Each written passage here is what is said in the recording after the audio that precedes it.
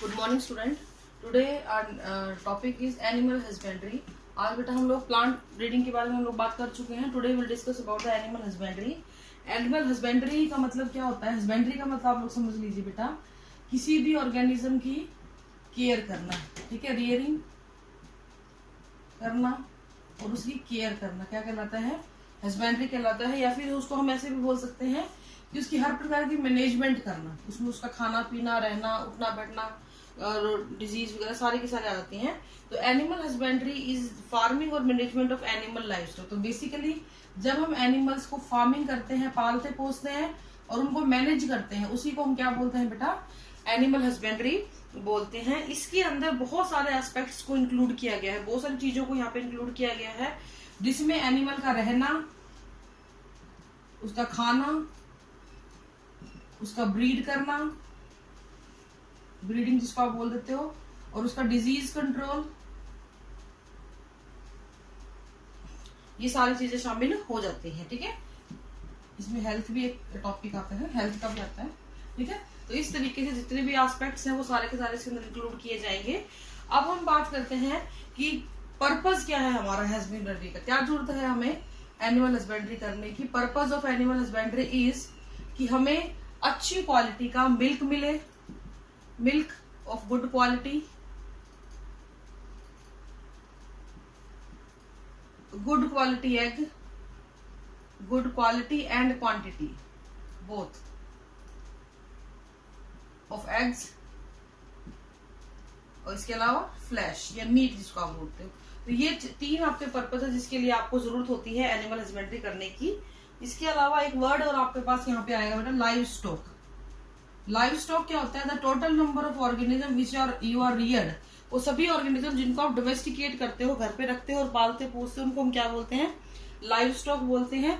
Animal live stock husbandry एक word आपको मिल सकता है। बात वही है कि अगर आप अपने डोमेस्टिकेटेड एनिमल को पाल रहे हो, पोस रहे हो, तो कोई पर्पस है उसका। कौन कौन से तरीके से हम किस किस को करते हैं?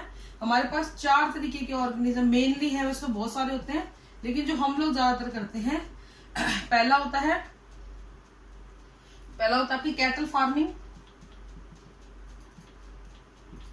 Then next comes the poultry farming, ठीक है। कैटल फार्मिंग, पोल्ट्री फार्मिंग, इसके बाद आता है आपका बी कीपिंग और आता है आपका फिश फार्मिंग। तो ये आपकी मेनली है जिनको हम सच में मतलब बहुत ही बड़े पैमाने पे आप करते हैं।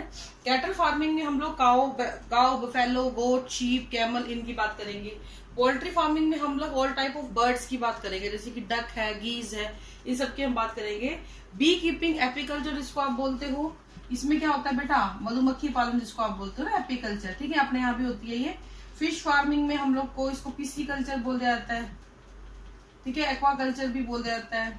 तो अलग अलग नाम क्यों लिखे वो हम आपको बताएंगे आगे, ठीक है। तो इस तरीके से ये चीजें हैं जिसके द्वारा हम लोग अपने प्रोडक्शन को बढ़ा सकते हैं और इसके अलावा अदर प्रोडक्ट को भी ले सकते हैं।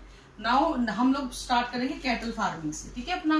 तो नेक्स्ट है इसमें हस्बेंड्री में, एनिमल हस्बेंड्री में सबसे पहले आता है आपका कैटल फार्मिंग। तो कैटल में आपके मेनली देखो, अपने इस एरिया के अंदर तो भेड़ बकरी कम ही पाली जाती है, डेजर्ट में ज्यादा होती है। तो अपने यहाँ पे जो ज्यादातर पालते हैं उन्हीं की बात करेंगे। कैटल फार्मिंग में we are including the cows and buffalo, ठीक है, काउज एंड बफेलोस, ठीक है। बफेलो जो है वो दोनों की दोनों, काउ भी और बफेलो भी, उनका जो मेन पर्पस होता है, फर्स्ट होता है मिल्क प्रोडक्शन, मिल्क को प्रोड्यूस कर सके, and the second one is draught work. Draught work का मतलब क्या होगा बेटा? सूखा काम वो करे, मतलब खेती बाड़ी में भी आपकी वो हेल्प कर सके। तो इन एनिमल्स को हम लोग सिर्फ और सिर्फ इसीलिए नहीं पालते हैं कि हमें दूध दें, बल्कि हम इसीलिए पालते हैं कि हमारा खेती बाड़ी में भी हेल्प कर सके। अगर हम काऊ की बात करें तो इसको हमने 2 कैटेगरी में बांटा हुआ है। इसका नाम होता है बोस इंडिकस, काऊ का साइंटिफिक नेम है बोस इंडिकस,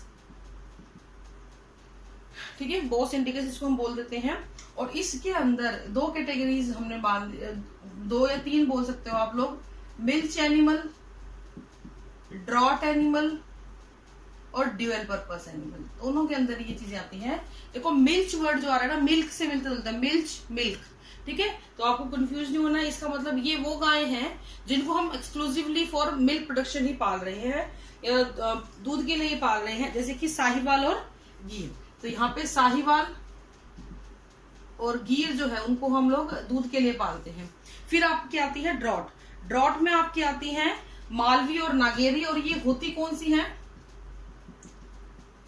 इनमें हम लोग इनको हम करते हैं खेती बाड़ी के लिए, और ड्यूअल वाली दोनों ही काम करेंगी, वो दूध भी देंगी और वो खेती बाड़ी का काम में भी हेल्प करेंगी। इसमें आते हैं कंकरेज, ठीक है। तो ये कुछ गायों के नाम हैं जो आपको याद करने हैं, मिल्च के लिए जो मिल्क दे, ड्रॉट के लिए जो खेती बाड़ी के काम में हेल्प करे, और ड्यूअल पर्पस जो दोनों ही कामों में करे, मिल्क भी दे दे और खेती बाड़ी में हेल्प भी कर दे। उसके बाद आती है बफेलो। इसका साइंटिफिक नेम है बाबालुस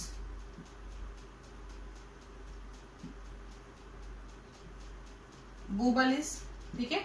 ये इसका साइंटिफिक नेम है। इसमें आपके कुछ बहुत इंपॉर्टेंट अपने हरियाणा का जो नाम है वो है मुर्रा, जाफराबादी, मुर्रा है बेटा, वैसे इसके अलावा ये है जाफराबादी, नीली, सूरती,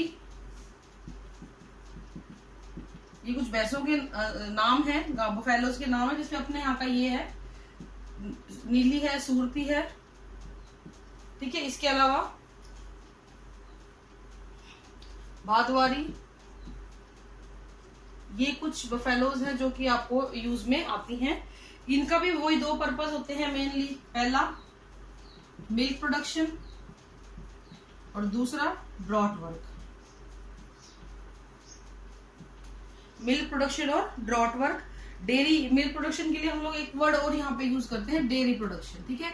और यहीं से एक टर्म आती है व्हाइट रिवोल्यूशन। अगर आप लोगों ने ये वर्ड सुना हुआ हो, व्हाइट रिवोल्यूशन किस चीज की रह रहा, जैसे हमने प्लांट्स के लिए ग्रीन रिवोल्यूशन पढ़ा था, यहाँ पे हम पढ़ेंगे व्हाइट रिवोल्यूशन। किसके लिए आया था बेटा ये, it is for the production of milk, production of milk and it's product, ठीक है। तो ये नॉर्मल वर्गीस कुरियन थे जिनको फादर ऑफ व्हाइट रिवोल्यूशन बोला गया था। इनके ही अथक प्रयासों से व्हाइट रिवोल्यूशन जो है वो एग्जिस्टेंस में आया था, और इन्होंने ही व्हाइट रिवोल्यूशन को शुरुआत की थी। इन्होंने बोला था कि हम डेयरी और ड्रॉट दो तरीके से एनिमल्स को हम दो पर्पस से पाल सकते हैं, या तो उसको हम दूध के लिए पालें या हम उसे सूखा काम करवाने के लिए पालें। तो जो एनिमल जिसके आप दूध के लिए रखते हैं उनको हम लोग बोलते हैं डेयरी प्रोडक्शन एनिमल, जैसे कि गाय है, भैंस है, भेड़ है, बकरी है, याक है, कैमल है। क्योंकि मिल्क जो है किस लिए इसको जरूरी होता है, it is a rich source of animal protein, ठीक है। उसके बाद इन्होंने ड्रॉट एनिमल्स की बात करी। इसमें आपके आते थे बैल, हॉर्स, म्यूल, ठीक है। ड्रॉट में बुलॉक, हॉर्स, म्यूल, ठीक है। ये जो थे ये क्या करते थे, ये आपको भारी भरकम काम, बोझ बार खींचना, गाड़ी खींचना, इस तरीके के कामों में हेल्प करते थे। तो इस तरीके से हमने डेयरी फार्मिंग और लाइवस्टॉक फार्मिंग को दो उसमें पार्ट में बांट दिया। अब खेतों में ये काम करते थे, टिलिंग का काम करते थे, इरिगेशन में हेल्प करते थे, जैसे कोल्लू का बैल आपने सुना होगा, पानी खींचने के लिए काम में आता था, ठीक है। अब बात आती है बेटा मिल्क प्रोडक्शन की, कि production of good quality of milk किस किस चीज पे डिपेंड करता है। तो मिल्क प्रोडक्शन, उनके टॉपिक्स मैं बता दूंगी यार, उनको डिस्कस हम कल करेंगे। डिपेंड्स अपॉन, किस किस चीज पे डिपेंड करेगा कि अच्छी क्वालिटी का मिल्क। देखो क्वालिटी के साथ साथ क्वांटिटी भी मैटर करती है, खाली क्वालिटी से बात नहीं बनेगी, आपकी मिल्क की क्वांटिटी भी अच्छी होनी बहुत जरूरी होती है।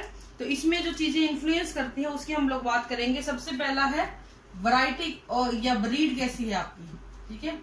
या ब्रीड जो आप दूध ले रहे हो वो कैसी है, उसका लैक्टेशन पीरियड कैसा है, लैक्टेशन पीरियड जो है वो उसका किस प्रकार का है, उसकी फिजिकल हेल्थ कैसी है,